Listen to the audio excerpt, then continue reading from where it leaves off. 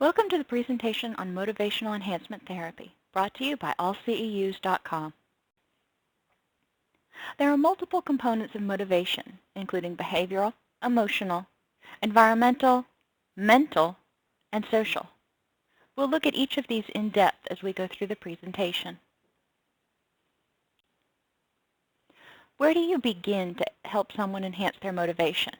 Well, you can ask what 3 things your patient hopes will be different when treatment is over. Each of these is a starting place. Look for commonalities. A lot of times they'll give you something vague like, I want to be happy. Okay, well, tell me 3 things that will be different when you're happy. Maybe they won't fight as much with their wife, they will have a good relationship with their kids, and they'll enjoy their job. Each of these is a starting place. Look for commonalities between these things. All 3 of those things involve people.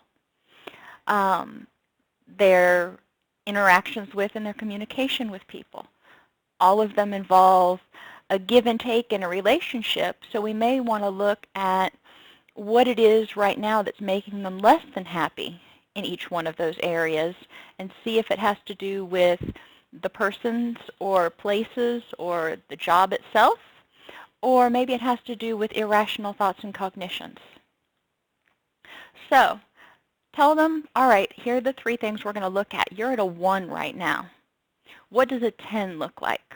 Let's take the relationship with your wife. Right now, you're at a 1. This is the bottom. This is the starting place.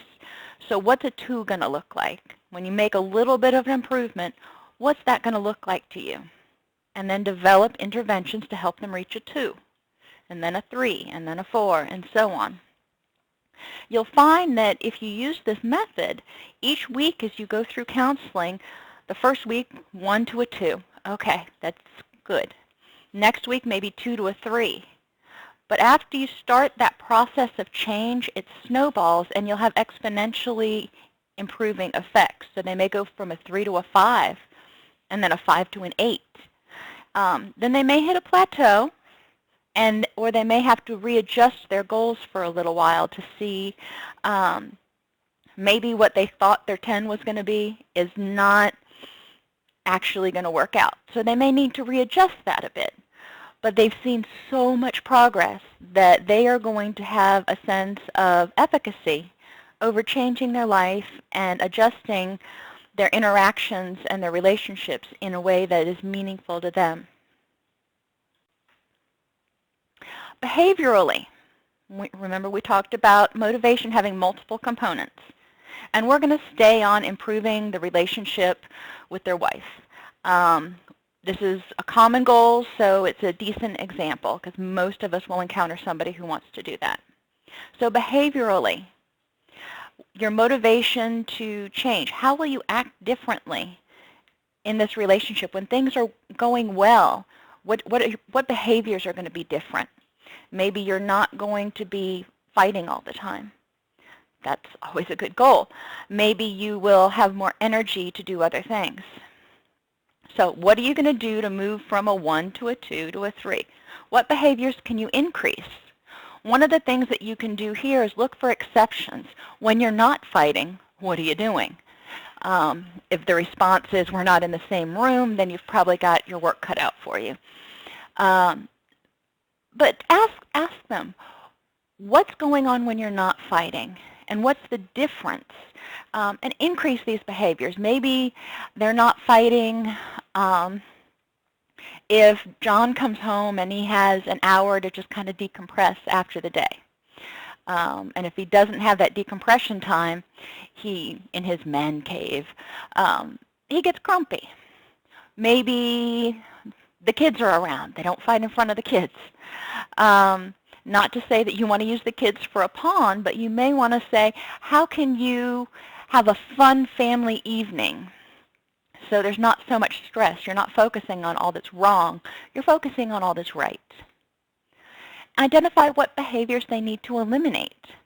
And again, this can be changing things from immediately coming in and sitting down at the dinner table without any decompression time, or coming home and starting from the minute you walk in the door, starting to drink until you're basically slurring your words and passing out.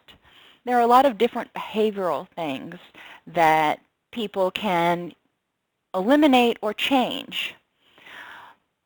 Remember the general rule that for every behavior you eliminate, you want to increase 3 others. Think about when you're on a diet. If you want to eliminate eating candy all the time, well, okay, so when you get the urge to eat candy, sometimes you'll feel like, oh, maybe I'll have a latte. Other times it'll be too late for a latte, or you may not feel like one, so maybe you want to have crackers, or maybe you want to go out on a walk. What can you do in order to not eat candy all the time? When we're talking about John coming home, maybe he is drinking a little bit too much, and that's probably another behavior that's making his relationships somewhat tenuous. So you can say, all right, you want to eliminate or reduce how much you're drinking every evening. So when you're not drinking, what are you doing? Let's increase those. You're out walking the dog, you're mowing the lawn, you're going fishing, what are you doing? Identify behaviors that will improve one or more goals, such as nutrition, exercise, and sleep. If John is well rested, he's going to be more able to deal with stress and probably a little less irritable in his interactions with his friends, family, and coworkers. So improving the basics, think of Maslow's hierarchy, the basics, food, shelter, medication. We need to get our basic needs met before we can start worrying about some of those bigger things like self-esteem. Socially, hobbies and relationships. Maybe John needs to find a guy friend that he can go hang out with and just sort of decompress. Maybe he can start working out after work. Hey, now that's a concept. He can get rid of some of that excess cortisol and all those stress chemicals. He can pump out the stresses of the day. He can talk to a friend, and then he can come home and he's already decompressed. He's done something good for himself, and he's got those endorphins flowing. That's an extra bonus. So he's feeling happier. Environmentally, what can he do differently? In a situation where there's relationships, and we talked about John needing to decompress when he comes home. Okay, so he needs a safe place. He needs, and I use the term kind of jokingly, he needs his man cave. Some people need a place where they can go and shut the door and not be bothered. When my children were very young, I would go and get in the shower or get in the bathtub and tell them, injured or dying, don't come and knock on the door and tell me you want me to make you lunch. I'll be out in 15 minutes. Just give me 15 minutes of peace and quiet. And that was not a problem. And if there ever was an emergency or what they perceived as an emergency, then they came and knocked on the door, but that was rare. And comfort. This kind of goes to sleep and everything else. Make sure people have comfortable beds to sleep in. I mean, that's not something we're going to say, okay, now go out and buy yourself a $2,000 bed. But help them look at things that may be making them not sleep quite so well or have fitful sleep. Alcohol, even though it's a depressant, actually interferes with the quality of sleep. Caffeine, that's another one.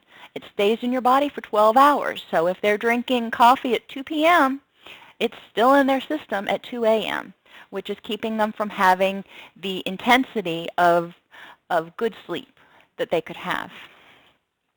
There's a lot of different, very simple changes or tweaks that people can make that will have reverberating impacts. And this works really well even for people who are in pre-contemplation because they're not huge, invasive changes. It's like, well, why don't you try sleeping a little bit better or exercising? A lot of people are willing to try that. And make sure you set them up for success. Don't tell them to go exercise and start out by running 5 miles. Not going to happen. Have them take the dog out for a walk every evening and then start building on that to see if it helps them feel better. Emotionally, You can ask them, how are you going to feel once you achieve your goal? Now, this is one of those touchy-feely words. You can say, how will you react once you achieve your goal? What's scary about the possibility of changing? What's exciting? And here's a big one that we often forget to ask. What are the downsides to changing? You know what? We do behaviors because they have a benefit. And the benefits to staying the same outweigh the benefits to change. So we need to help them identify benefits to changing so we can tip that balance. But there's always going to be some downsides to changing, even if it's just changing's hard. It takes work. So what are the downsides? When they identify these, then it's time for us to help them brainstorm ways to either make the downsides become upsides or overcome the obstacles or barriers. For example, downsides to changing in a relationship is the fact that, you know, there's going to be a period where it's going to take a lot of effort. You're going to have to think before you speak, and it's almost like dating all over again. Yeah, that's a downside. You can't just come home, strip down to your boxers, and expect life to go on. But the upsides could be very rewarding. And what can they do to stay excited about the possibility of change? To stay hopeful that change is going to happen. Environmentally, ask them, what's their environment like now and after the change? Now, going back to this relationship issue, if he's having trouble with his wife right now, then the environment may be very filled with tension. It may be something not observable necessarily, like the house is disorganized or whatever. It may just be it's a stressful environment to be in, and he doesn't really want to be there. After the change happens, what's going to be different in the environment? He may say, I won't feel like I'm always walking on eggshells. Or my kids won't always feel like they have to walk on eggshells. What in the environment needs to change? Do you need a quiet place that you can go to? See, we've talked about that quiet place in emotional, behavioral, and now environmental.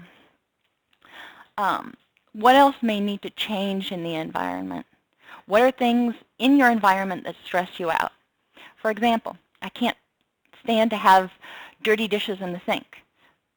It stresses me out. It's a stupid little thing, but making sure that when I get up in the morning, I'm not getting up to a sink full of dirty dishes is very helpful for me.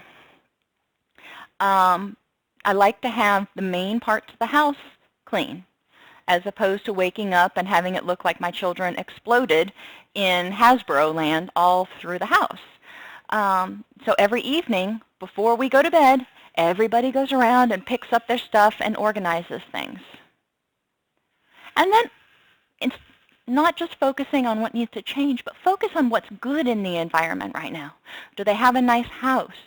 Do they have things in their environment they like? Are they happy about having whatever lot they have or whatever neighborhood they live in? What are things that are impacting them there? We had some friends that lived in a neighborhood that had a ridiculously obsessive homeowners association. And the homeowners association itself actually caused more of the stress between my husband's friend and his wife than pretty much anything else in their marriage. If they had a brown spot on their lawn, I mean, just like a 8-inch by 12-inch brown spot, they would get a nasty gram. If they left their kid's wagon out on the porch one day, and they got a nasty gram. And this stressed his wife out to no end, which irritated him, that they were irritating her, and it was just this big, colossal, stressful situation.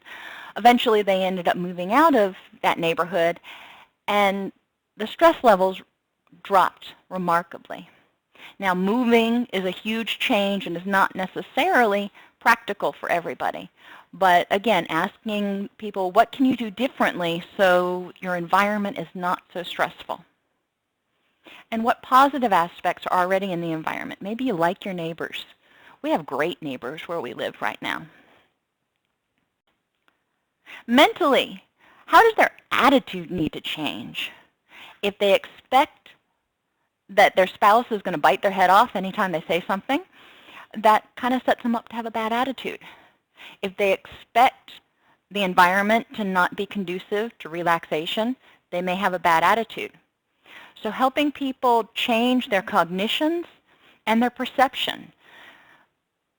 At first, this can be really annoying for people to tell them, basically, put on those rose-colored glasses. When you start thinking negatively, ask yourself, what is the silver lining? And what is, instead of seeing the glass half empty, see it as half full. What can I get out of this? What's the benefit to it? What can I learn? Or how has this been put in my path in order to make me a stronger, better person? Ask them, what positive things do they foresee with their change? Not just the change itself, having a better relationship with his wife, but if he has a better relationship with his wife, what are all the benefits that are going to come out of that? How is this a challenge to him? Help him see it as something that he has control over, and it's a challenge. It's not something that's too easy, but it's not something that's insurmountable. He can achieve this goal.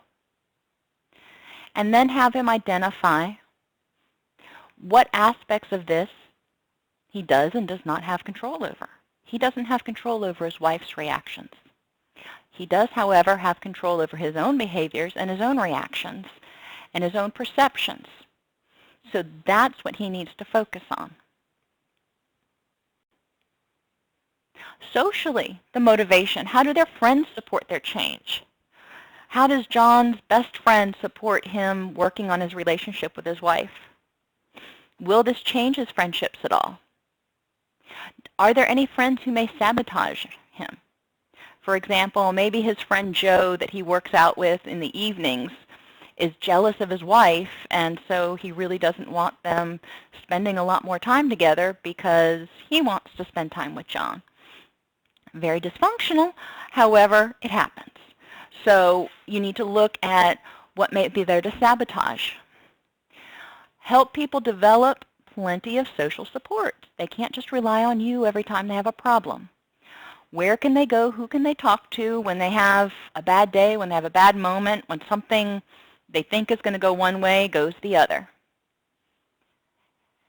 And how will their recreational activities change? Maybe instead of trying to always run away from the house and the family and go out hunting by himself so he can be left alone, John will want to go on camping trips with the whole family. Maybe he has no recreational activities right now, and that's part of the problem. He just comes home and sits in front of the TV and drinks. So what's going to change? How is he going to fill the time that he's not filling with alcohol now?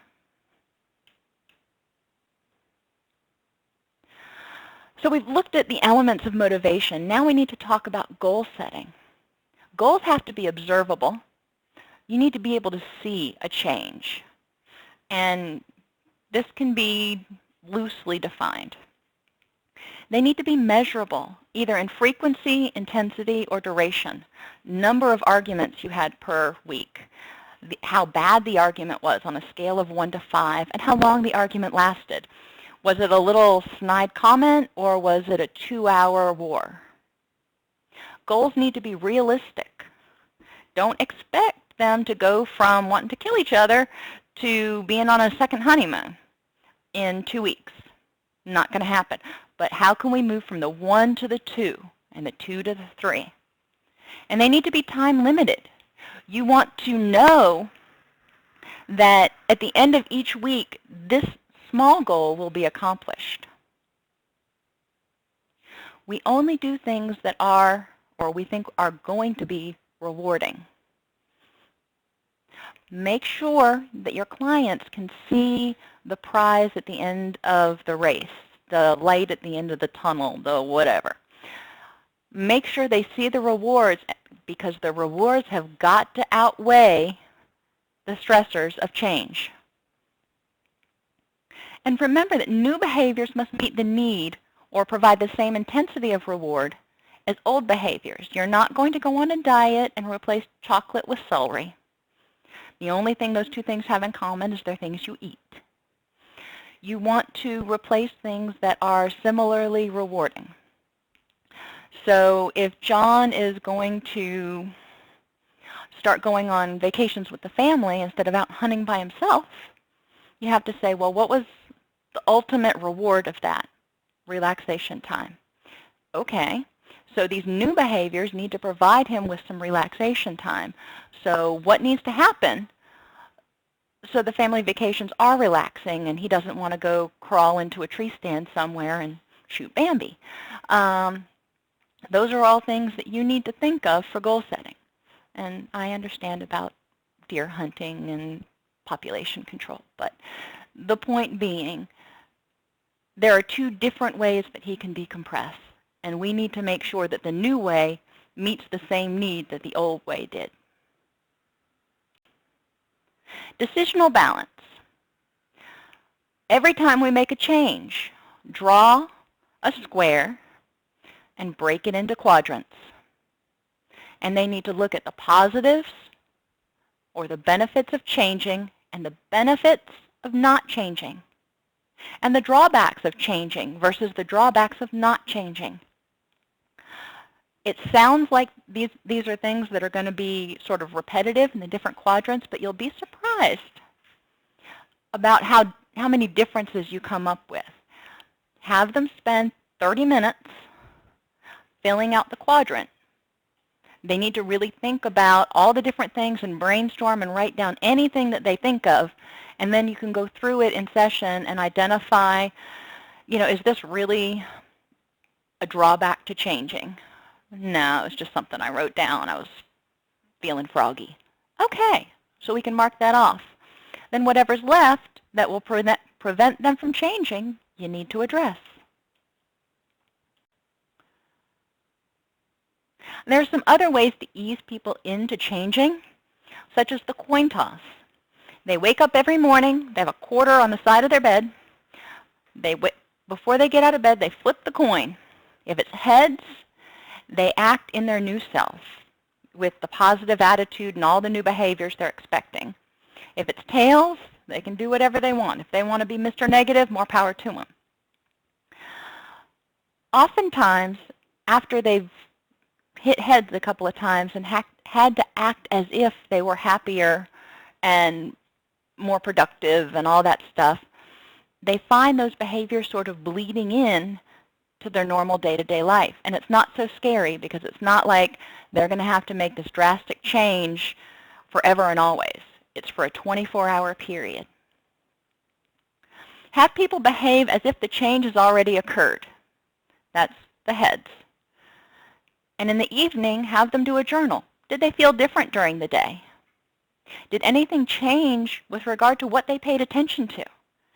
Were they less likely to pay attention to the negatives and more likely to notice the squirrels and the butterflies and whatever else? And did people's reactions to them change? When we're nasty, we get nasty back. When we're happy, we're more likely to get happy back.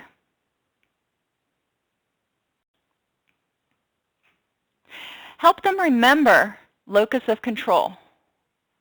It's important to accept the things they cannot change, to change the things they can, and to know the difference. They can't change everything. People who have an internal locus of control believe they can affect the world around them. If they have an overly internal locus of control, they believe they can impact everything. We know we can't change everything. So the midline is preferable.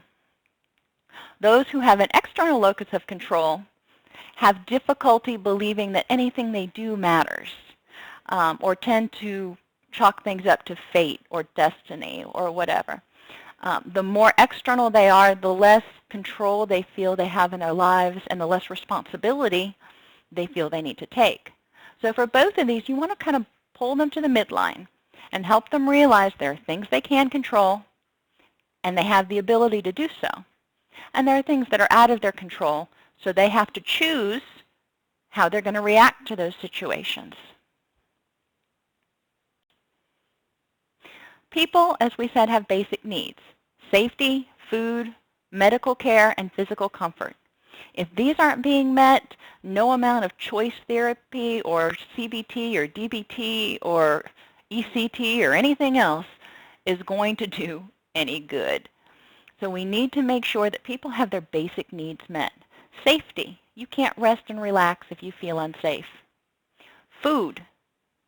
Your body can't build the neurotransmitters and help you feel happy and have the chemicals you need to feel happy without adequate nutrition. Medical care. If you're sick and in pain, again, not going to have a real good outlook probably. And physical comfort. We all like to be comfortable. Validation, love, and belonging. First, we need to help them get safety and health. And when we talk about safety, I think it's important to realize that people need to have safety in their own heads.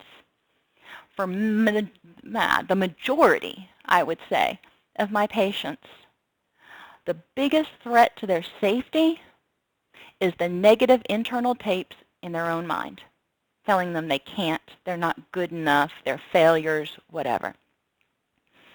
We need to help them establish safety on the outside as well as inside their own heads before they can start putting out positive vibes and really attracting and keeping around and being able to nurture positive people and relationships that will provide them a sense of love and belonging. External validation comes from others and sometimes promotes conditions of worth. So again, they need to feel safe in their own head and feel okay with who they are, not needing someone else to tell them it's okay to breathe the air. Internal validation comes from within. It's a proclamation that you're okay for who you are. And I'll date myself and remind any of you out there who watched Saturday Night Live back in the 80s. Yeah, that's the whole last century. There was a guy named Stuart Smalley who used to look in the mirror every day and say, "I'm good enough, I'm smart enough, and gosh darn it, people like me." Now, we're not going to get our clients to say that and take it with any sense of seriousness. But if they keep a self-esteem journal every day and write down the good things they did, their positive accomplishments, kind gestures, they will start to feel better about themselves. It doesn't take long. It's not like they've got to write in a diary.